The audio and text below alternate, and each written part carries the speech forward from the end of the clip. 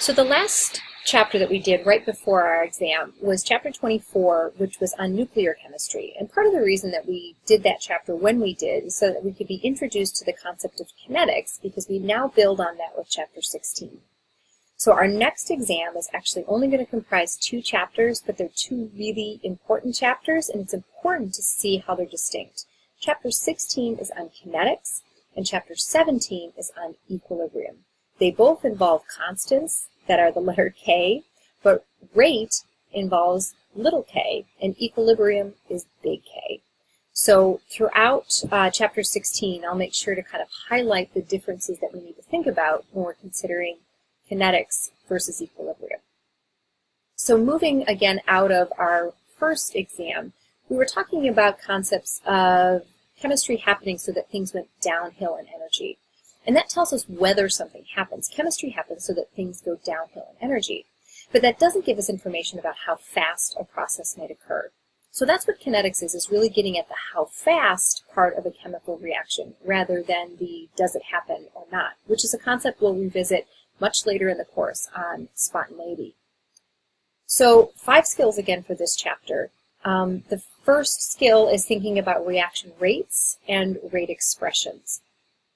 And so we measure reaction rates, and we can express the rate of a reaction as either the appearance of product or disappearance of reactants. And in this case, we can directly relate the chemical equation to a rate expression. And that's different from the next topic that we cover, which is rate equations or rate laws. Those 2 terms can be used interchangeably. And this is where we have a rate that is equal to a rate constant times the concentration of reactants. And here we'll see that those concentration of reactants are raised to powers that tell us how influential they are on controlling the reaction rate. And that, again, brings in concepts of reaction order and so forth. So again, rate expressions show rate equal to the disappearance or appearance of product or reactant. And then we have rate laws, which also have rate equal to something.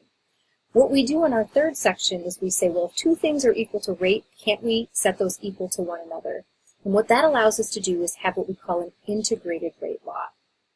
And the integrated rate law is really important because, like we saw in chapter 24, where we didn't really call it an integrated rate law, by doing so it allows you to relate the rate constant, the time that's passed, the amount that you start with, and the amount that you have at time t. So we dealt with those kinds of problems in chapter 24, but we're going to deal with them again and in a little bit different way in this chapter, because in this chapter we have what we call first order, second order, and third order processes. So again, this chapter can get pretty dicey, and then we kind of shift gears and say, let's talk about equilibrium. So these 2 chapters are probably some of the most challenging material that we'll cover.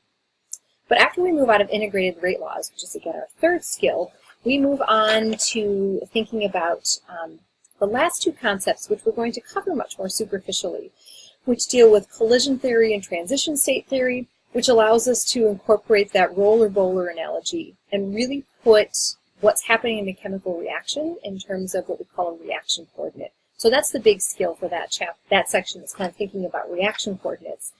And then at the very end, we talk about reaction mechanisms.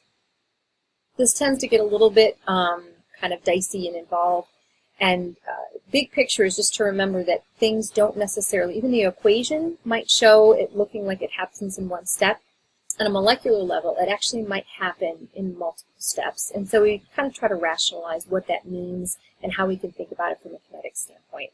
But the 3 main skills are the really important ones, which are how to write a rate expression, how to think about and write a rate law and determining orders of reaction, and then thinking about how to use an integrated rate law. The last 2 concepts are a little bit more advanced and won't generally be the focus of what we'll cover in chapter 16.